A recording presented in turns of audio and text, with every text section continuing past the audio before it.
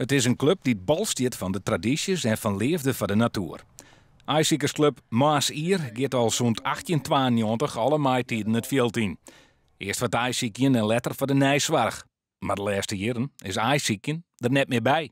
Vanuit de natuur wij het net komen dat het ijszeken weer omkomt. De vogels staan geert achteruit om verschillende redenen. En wij denken gewoon, ja, dit wordt er net meer.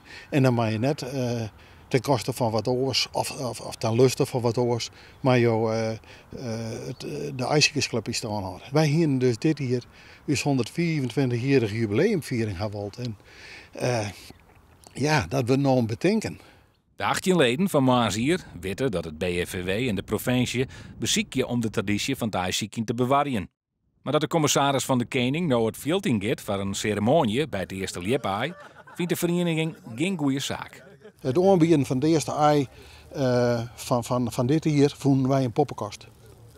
Denk je dat die lip die dat eerste eyeline had, dat hij er weer bij kwam is en dat hij het broer volmaken had en uitkwam is? Nee, die lip is verballen. En dat is spittig.